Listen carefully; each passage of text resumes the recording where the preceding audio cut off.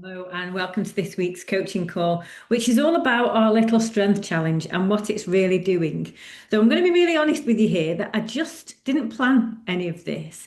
It was just a very whimsical thing of, oh, let's do something fun. Didn't think anything of it beyond, let's do a little challenge. And which is easy to say.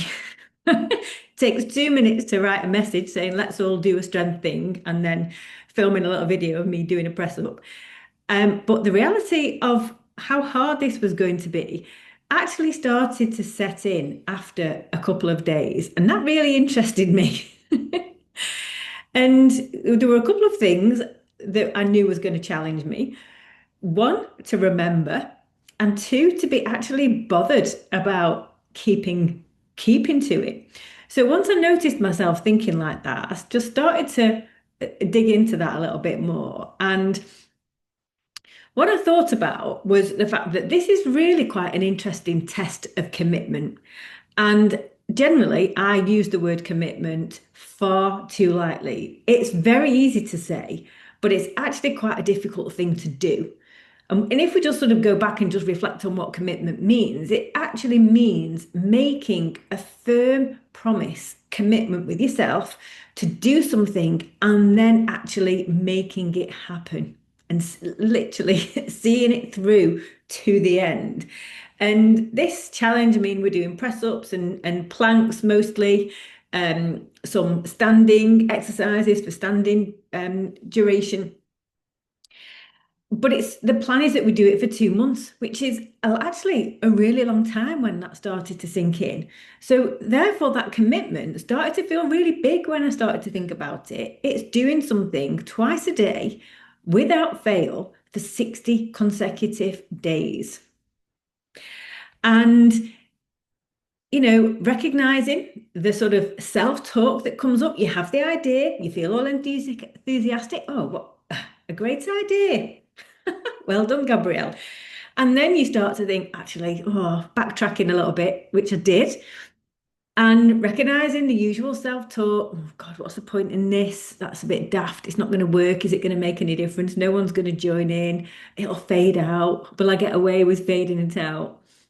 So this is really interesting now because what I've really dialed into as a result of this, which is why I'm doing this call to sort of build on it, because I want you to sort of share this thinking with me and use this in your own challenge to keep you moving forwards. Because the thing that's going to be the really useful lesson here is not just whether doing our planks and press ups and standing, but how do we get committed to things in our lives? How do we make more things like this happen? So there's two things that I've sort of come up with that are really important for this. The first one is actually doing something that is going to make it happen. And that's about setting up a system to remind myself and using the group as a reminder. Because when you do yours, it makes me think, oh God, I've not done mine yet. And I jump on the floor and then they're done. So it's setting up a system. So I've done a mixture of alarms, setting alarms off for twice a day, or doing it first thing in the morning and before I get to bed because my alarms have failed a few times. But the other thing, as well as just the practicalities of scheduling it in and setting up things that mean that we don't forget, what's actually more significant, actually, is making it important. That, I think, is going to be the biggest driver. It has to be worthwhile. There has to be a really big payoff for this. Otherwise, you will start to think, or I will start to think, what's the point?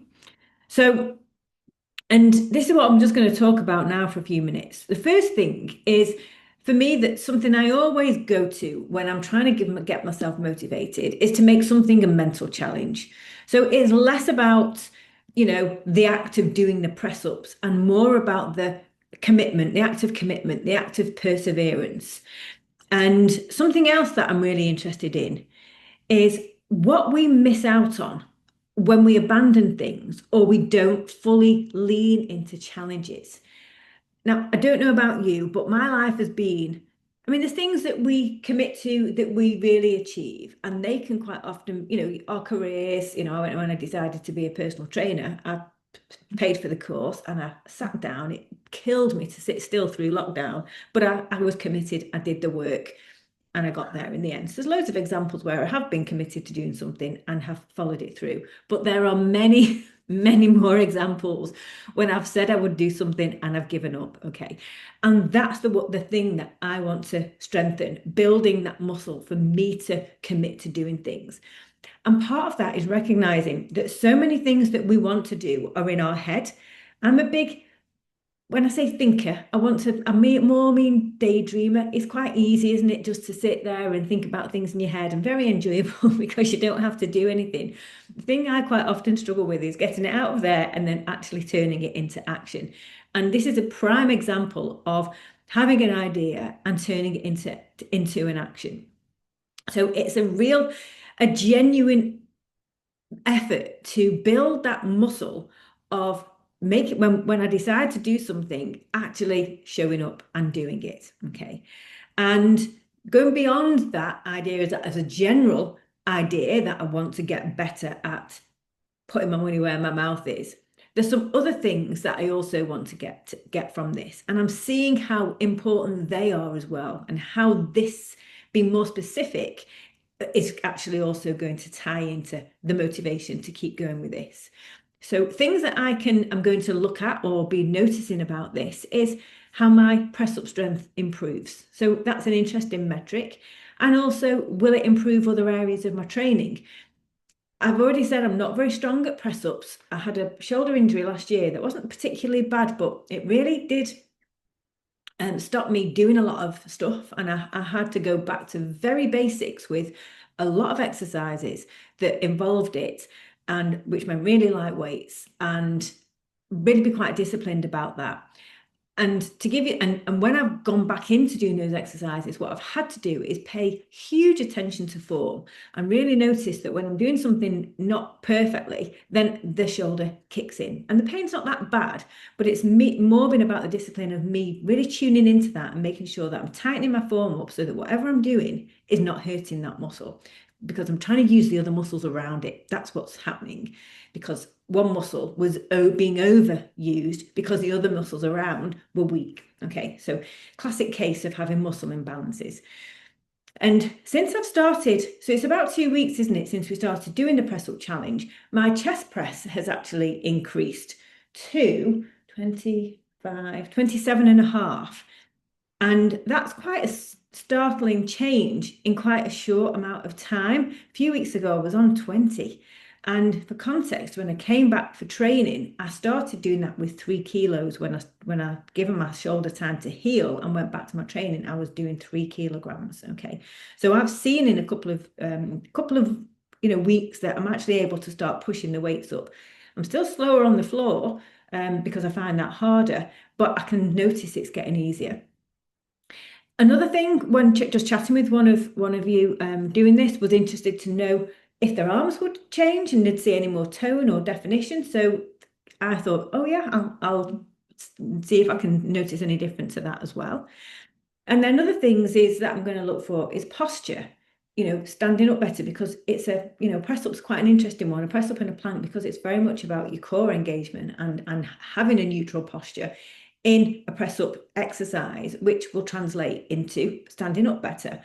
And I used to have quite a bad posture when I was younger, probably from, being hunched over a desk. And I did catch a glimpse of myself in the mirror last night. And I did think I was standing up straighter. So that's something I'm going to be looking into a little bit more. And then things like mindset, that feeling good about yourself when you actually are seeing through something. I'm starting to feel good about that, which then ties back into motivation to keep going. And I also want to use this example. When you start doing something like this, or when I start doing something like this, it's like a little light bulb goes on somewhere, and you think, oh gosh, yeah, that's not as hard as it is. So this is doing this. I'm also now thinking, well, how can I utilize this in other aspects of my training during my week? Not necessarily now. I'm not trying to load on loads of different things, But it's making me think about how I can then build on this over time to actually improve my training and also improve my productivity in other areas of my work and home life. And it's really something else that I'm dialed into is teaching me the benefit of little and often. We can very easily think it's all about big moves, big changes, big effort. In reality, it can be the small things that actually add up to make the biggest difference. So by allowing myself to just focus on doing this small thing on a regular basis, I'm looking at seeing what the big benefit of that is and trying to prove to myself or reinforce my belief that little and often is valuable. I'll fully have a perspective on how valuable it is at the end. So again, I'm being patient. I'm trusting the process. I'm doing the work and I'm open to learning as much as I can and proving to myself how easy and effective this process is with a view that in the future, I'll then start to incorporate that into more things.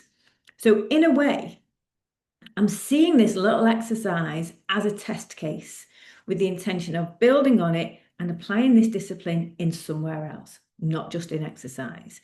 Because how I'm seeing this now is that it's almost like building muscle for our capacity to do different things that will ultimately enrich our lives, And I don't just mean strength training enriching your lives. There's so many different things. If I were more productive at work and getting my admin done at home, for example, I'd have more free time to do more things, which might make me enjoy things a bit more.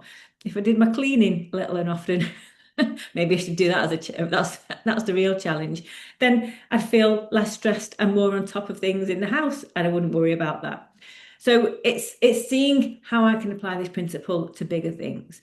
And a key thing as well that occurred to me when, I looked at this is that there's a really interesting thing about building small challenges into your life because they help us keep growing as people and move us forwards. And the thing is, I suppose I joked about cleaning. I probably wouldn't be really that motivated to do that because my house is okay. And what I'd rather be doing is spend time doing things that are really going to grow me and challenge me. Having a little bit tidier, cleaner house that no one noticed, is that really going to move the dial on how I feel as a person? No. There'll be other things in my life that I can apply that to that solely benefit me, my self-confidence, what I feel capable of, what I'm achieving in my life. That's the thing that I'm really interested in. And this is why I wanted to share this with you, because if we all adopt a similar mindset and think outside of the actual challenge of the sort of simplistic act of doing 6 press-ups or 1 plank twice a day, we can actually think of the bigger picture and what we're going to gain from this and how we can apply that more broadly to other areas. So my plan is, though, for us, is for me to roll this out over the rest of the year.